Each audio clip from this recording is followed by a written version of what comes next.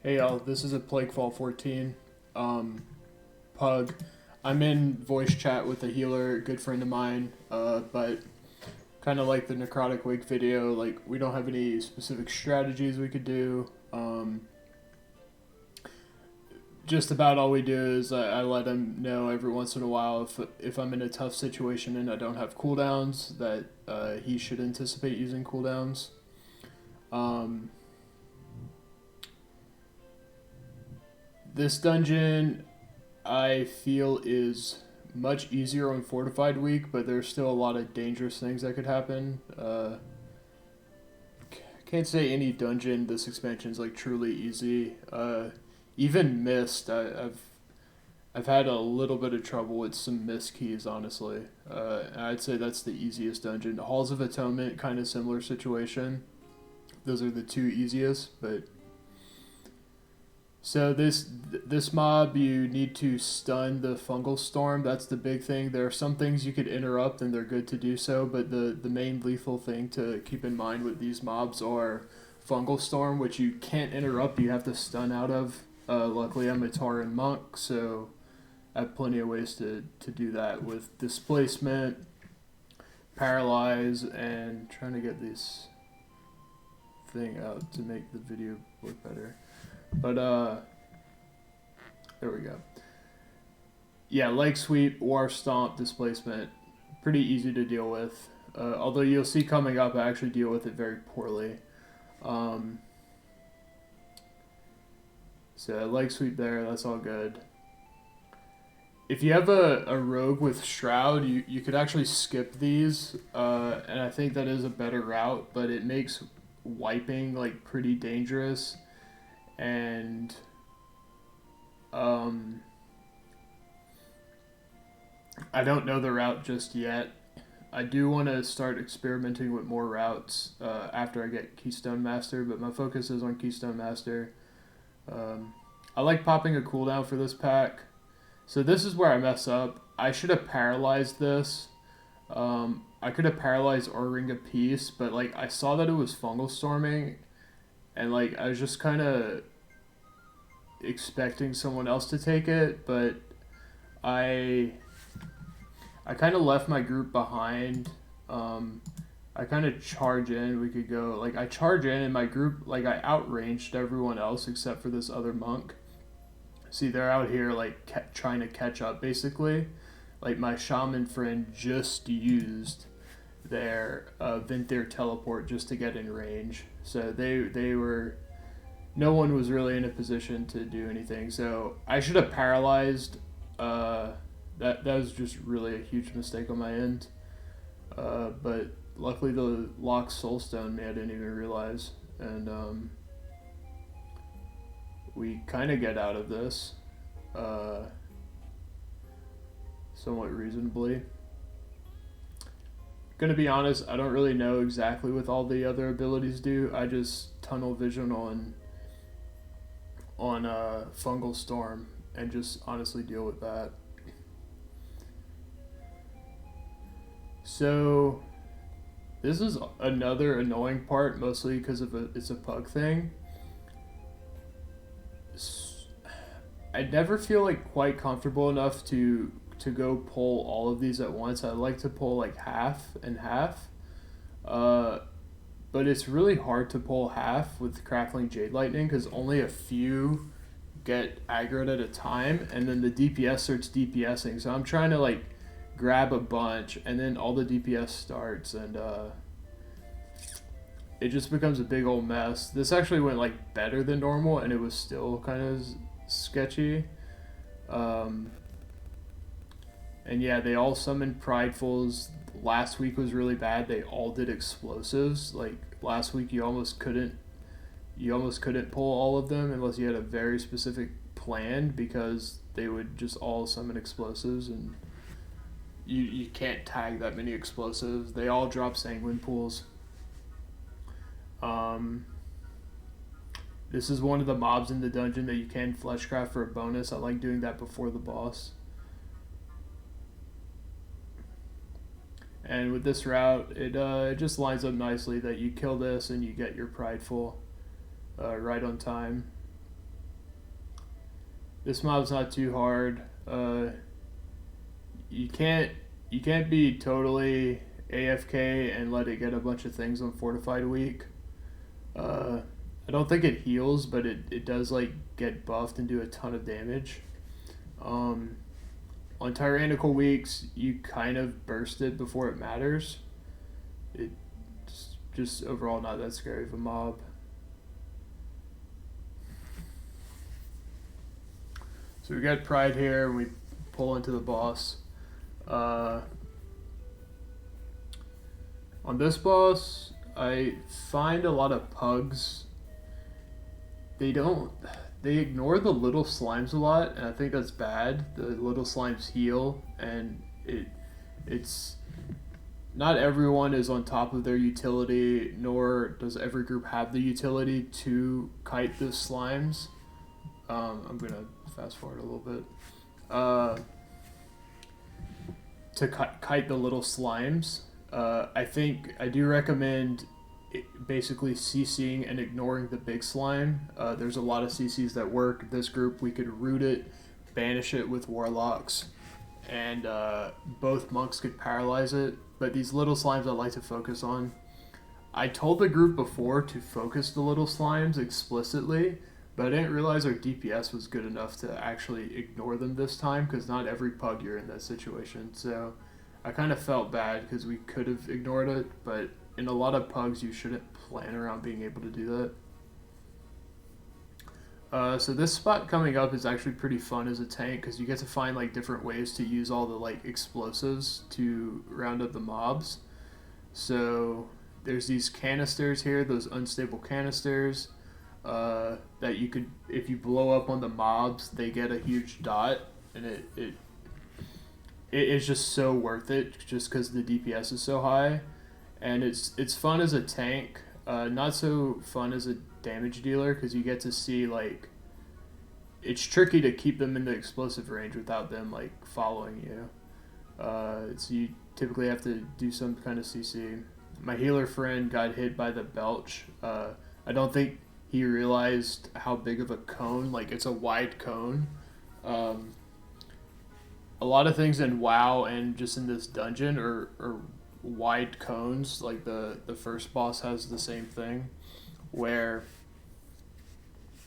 you need to be close.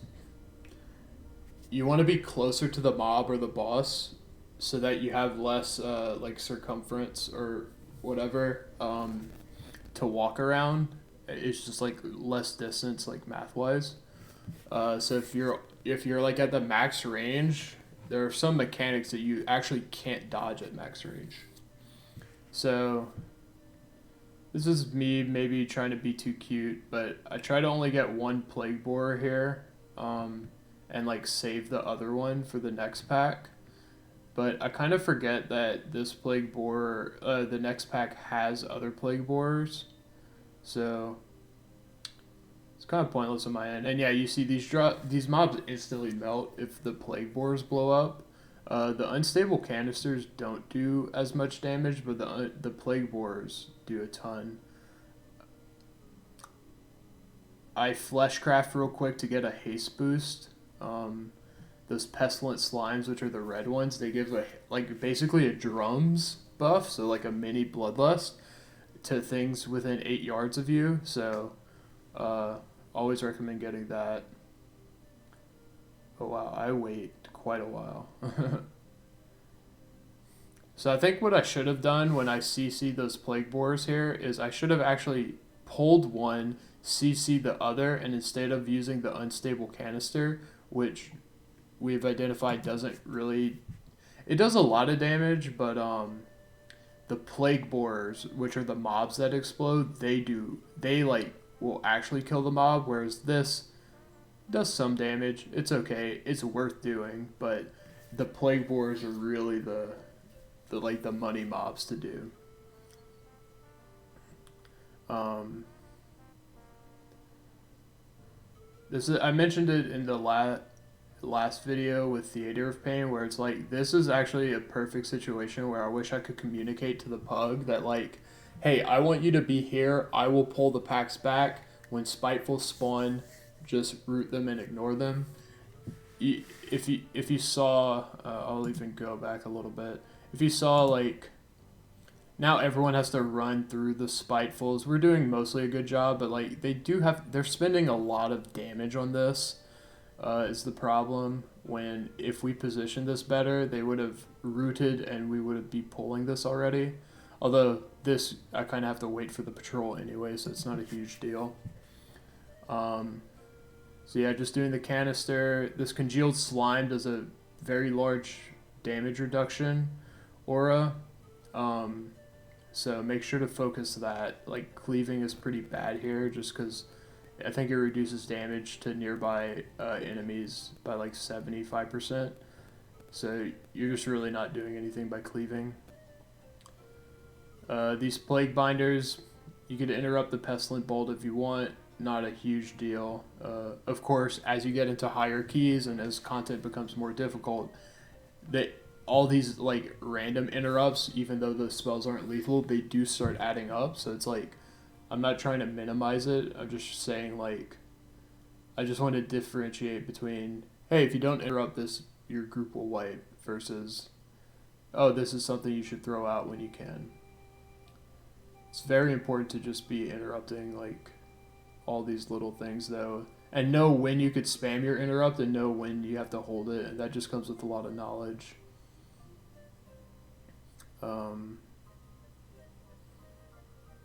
So more advanced groups would also have a DPS run up the stairs. You'll see coming up, yes, her druid dies here. That's not good. There's this like little plague boar gauntlet that happens, and they just spawn plague boars that blow up. If your group is savvy, you could actually go get them. So I'm trying to get these slime claws to not aggro, and then someone charges. So I guess I didn't realize this happened actually, now that I'm looking at it. So, oh dear. So let's see. So when these rotting slime claws get low, they actually flee. It's pretty annoying. So this one's fleeing. I try to ring a piece of back. Cool.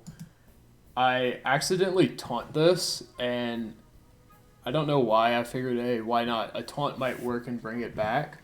Well, not only did it not bring it back, but it also increased its move speed, so it like went really far. Now, just to make sure I have this frame right. So I guess they don't aggro. So these slimes aren't aggroing, right? Like, they don't look like they're aggroing. I'm pretty sure these aren't aggroed. So, like, that's fine. And then it looks like our monk or something. Maybe, oh, this is a warlock demon? So this warlock's pet then pulls these slimes. These rot marrow slimes. And I'm, like, freaking out. And these rot marrow slimes, I know we had a poll of 3 of them that was pretty easy, but these are not mobs that you could just kind of ignore or whatever. So these are, they spam this cast corrosive gunk, and I just call, hey, wipe, like, we wipe this, okay? They do something called corrosive gunk that I don't know exactly what it does. I think it's like a random targeted damage spell. So like, if they just get a bunch of cast off, it'll just start killing everyone. And they cast it very quickly, and they just spam it. And that's the problem. But, you know, you interrupt them to reduce the damage intake, and when you're fighting them alone, it's not a big deal. But when they just get pulled like that, it's a wipe. So, skipping ahead, we finish up this pack. I even skull this to be like, hey, let's not let that happen again. But pretty simple stuff. So, and this is what I was talking about. You could actually pull these back to that pack that we just did. You have a DPS, like, go pull one. And if you get it to blow up, it makes that pack very trivial. It's a pretty sophisticated thing to do, but I do think it will be worth it, just because these things, when they blow up, the plague boar specifically, the canisters not so much, but the plague boars, they just destroy stuff. So like this is actually a room where like the DPS don't really have to do anything because like watch this slime tentacle, right? It just two plague board blow up. Okay, it's done. GG. Similar thing here. You DPS this mini boss a little bit, but these plague boars are really what you're doing. This is a tricky part actually. I typically go forward, but right here where I'm at, you'll actually line of sight your healer. So if you're at low health, you don't want to do that. If you're at full health, it's not a big deal. Yeah, the mini boss melts. So this part always like really annoys me, because a lot of DPS try to kite slow root these things, or they try to DPS them down for some reason because they don't entirely understand. But in an ideal world, you actually bring those two down here and then you pull them. And if you're super coordinated, you could actually double pull this pack that's going to come up. And you could pull two packs into these plague borers and blow them all up. And you save tons of time. You probably save like 2 minutes or something. And then you spawn a prideful and just everything's perfect. But again, it's pugging, right? Can't really expect to do that. But that's the type of thing that like I want to do with like a more coordinated group, just because it seems just like a cool technique to do. The problem is though, is like one pug that's not on the program does ruin it, because the moment they root or whatever any one of those mobs, then like you can't do it anymore. So we're gonna get a prideful here. It sucks that like the prideful is really close to the boss but not on the boss. But this boss you don't like super need prideful, although honestly I need to investigate routes that do get prideful for this boss on Tyrannical, because as I've been doing higher keys, I'm like, wow, this boss does like take quite a while. Actually thinking about it,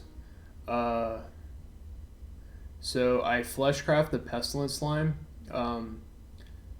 So there's like 4 slimes I think you could do. So there's the pestilent slime, which are the red ones, and they give like a mini drums to. It's a pretty small aura around you, but it's still an aura for yourself at least. So they give a mini drums, which is a really nice haste boost.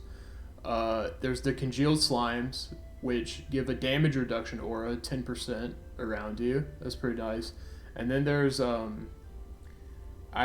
you can't really find this online, but I think the rot marrow slimes and the other slimes that are right before the first boss give like just an AoE like damage aura.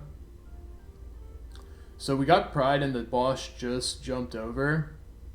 So I was like, okay, let's just kill these real quick. But then I forgot this was Fortified Week, and I realized like, oh, the boss will probably actually jump over. And then I realized that I'm like, oh, these aren't dying quickly at all. So let me bring them back. This is a safe spot. If the mobs are here, you don't pull the boss. Oh, so I was talking like prideful and tyrannical. You could actually, if it's a tyrannical week, these die so quickly that you could actually pull them with the boss, or you could kill them in like 20 seconds, then pull the boss. So you still basically have prideful for the boss on tyrannical weeks, just because the mobs die so quickly.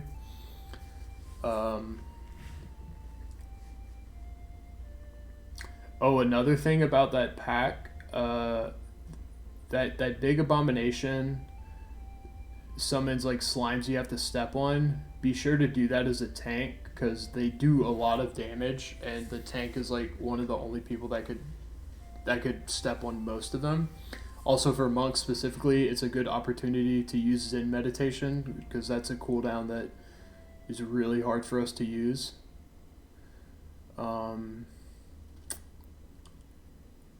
I always like to try to do some stuff where you just CC the congealed slime, but I can never really get it quite like working in PUG, so I just mark it with a skull and say kill it.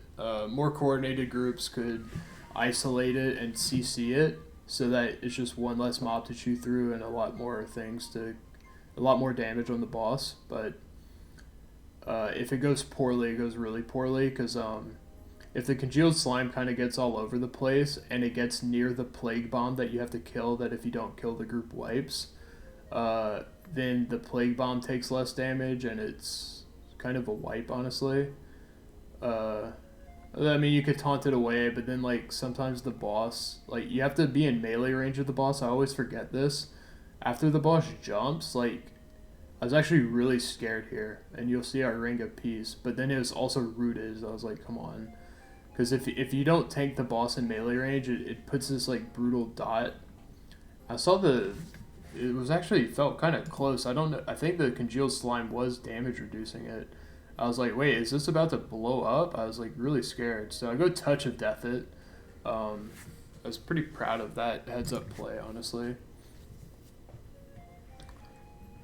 So yeah, not much to say about this boss, especially on a fortified week. It just kind of takes a while.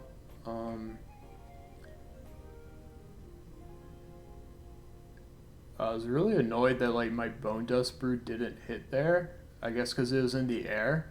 It was like an annoying thing I noticed.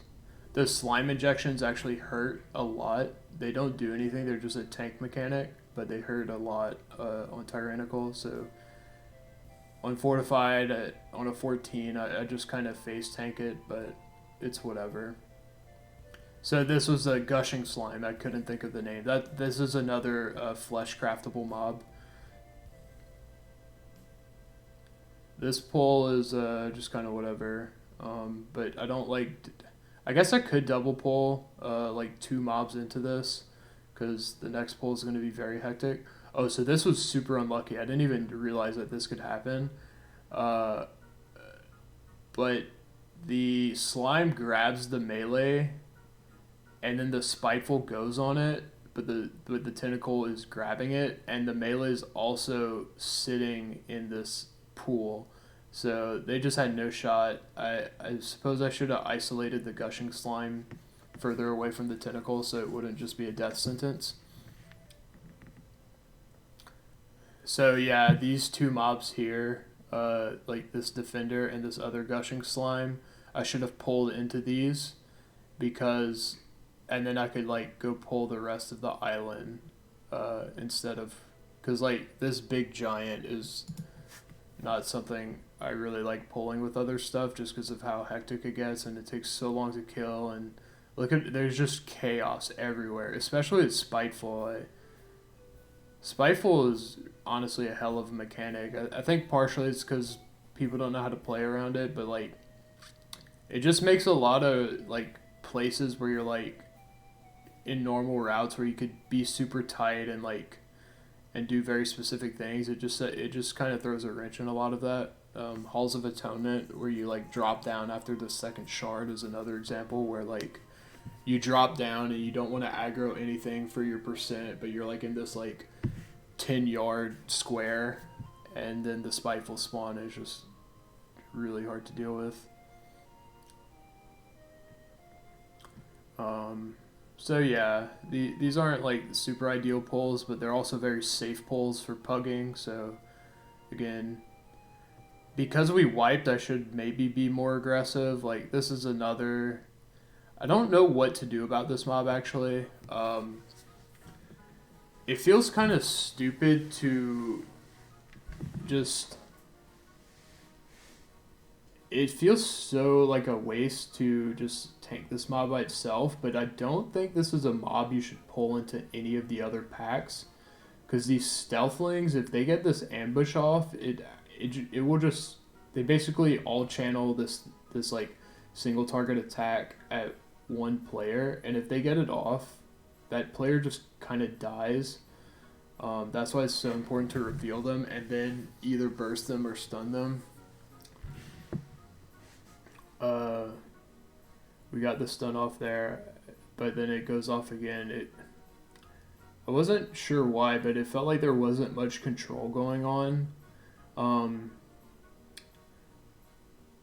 don't know. I guess the druid wasn't typhooning. I was maybe expecting more of that. I could be ring of piecing, but I've really been liking saving ring of piece for the spitefuls. Although, honestly, I guess that's why the druid wasn't typhooning either, because we're just saving it for spitefuls. So the brood ambusher also cast enveloping webbing. A lot of people interrupt it, but like I don't think you should. It doesn't really, it roots you, but like I'm a monk tank, I could get out of the root. It just doesn't really do anything. This is a pretty chaotic pull. Just the spitefuls going everywhere and the stealthling, just a lot of movement and nonsense.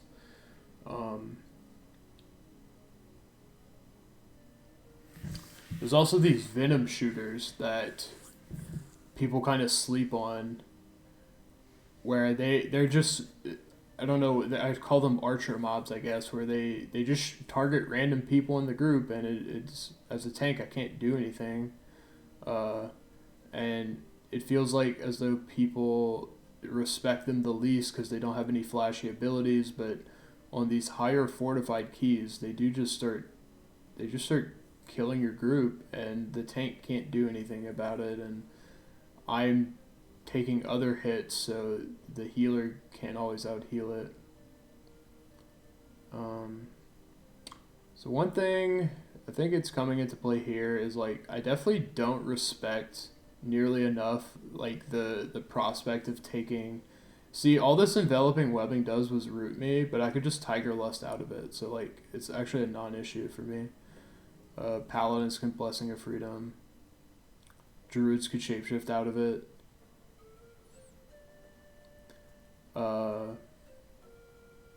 So I could have sworn there were some like stealthlings that spawned there. That's why I ringed a piece in the. I thought there were some stealthlings that spawned. I guess I could go check back real quick and then. Yeah, see, so these stealthlings spawned, but I guess we outranged them at the end of the day. Maybe if you kill the brood ambusher, they actually despawn or something, but that's why I ringed a piece, but I thought we were going to die, actually. I told my friend, I'm like, hey, we're going to die. These stealthlings are going to come on us. But they didn't, so we seemingly barely get through this pride.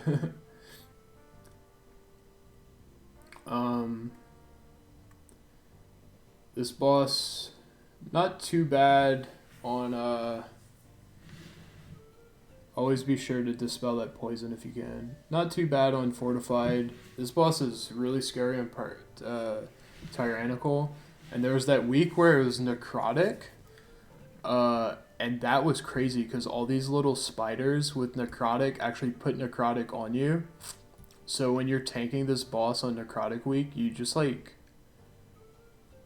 I don't know, you can't get healed. But yeah, dispel the poison if you can, and just gather it all up. Some classes and some groups have a really hard time gathering all the stealth and mobs up, because you have to use like AoE damage, but it's really easy on a monk because I have rushing Jade Wind. So I literally just walk by them and it's a non-issue. And yeah, our DPS is good, so we really only get 2 phases of these. Yeah, see how I'm just walking by them? Not every class could do that, so don't be fooled by how easy I'm making this look. Skip ahead a little bit. So we have to go back and get this slime pack and get one other pack for 86% before going down. That's what Mythic Dungeon tools say. I think it's accurate, but I might be overpulling by 1, honestly. I don't know if there's like other better packs to get. I feel the travel time here is a bit annoying, but I don't know, I'm making do with what I got. Because there's like this other Plague Belcher thing. I get this buff real quick, just this Necrolord buff. I mean, I don't have tooltips on this video, but like, that's the buff right there that you get from fleshcrafting a mob, and you just have to tap it. You don't have to get the full shield or anything. So I got the shield for a second that already like went off of me, but I still have the buff. So yeah, ask the lock to do a lock gate, and then the lock like kind of didn't respond, so I realized the lock didn't know what I was talking about, and it'll come up in a bit. It's actually an awkward 20-second wait that, because I took the lock gate just for travel time, and then I forgot that I actually specifically want the lock gate coming up, but I have the 2-minute lock thing. So what happens, what you could do here, you could do this with Shroud, Invis Potions, or a lock gate, is you just do it over this left puddle. I said left portal, I meant puddle. And now this is just an awkward wait. I want to skip it because it's actually kind of cringe. But basically, and then like someone drops a fee, so like I was like, okay, I might as well get well fed, I guess. And like we just like awkwardly waste 45 seconds. But basically, you lock gate over here, and these things just become way easier because you don't have a mob casting on you, and you don't have like these upgraded ones. Like the mini boss here like supercharges some of these, and they actually like gain movement speed and attack you. But it's just so easy to go past that. So also rogues can shroud past it, or you can invis past it. So it's, yeah, you know, if you don't have any of the tools to do it, then just invis skip. It's not super necessary. I think I need to try it myself. It's just something I have to try after I get Keystone Master. I think it's actually pretty easy to just pull the whole thing and just kind of like super cleave it all down, especially if you have a balanced druid with Starfall, just destroying everything. But yeah, it's just a weird room where you're like, I don't know, it just takes a long time.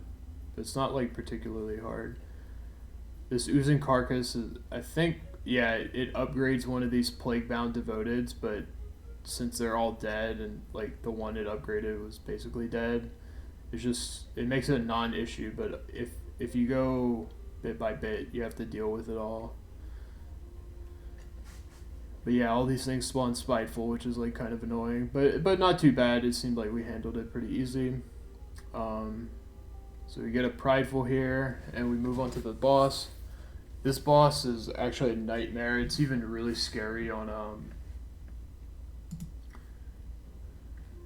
the prideful goes down. It's even scary on fortified weeks. So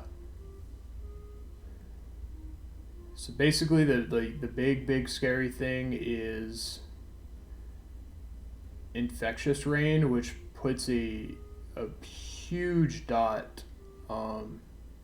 This touch of slime thing that just the tank has to absorb it. I initially thought it was a soak mechanic, and then I stood in it as a DPS and died. Don't want to do that. So this Infectious Rain is a huge dot that's like pretty quick too. But I have a disease clear, but you need to wait till it gets to 4 stacks. If you clear it immediately, and I'll show when it happens next in phase 2. If you clear it immediately, you're not really doing much. Our Warlock got hit.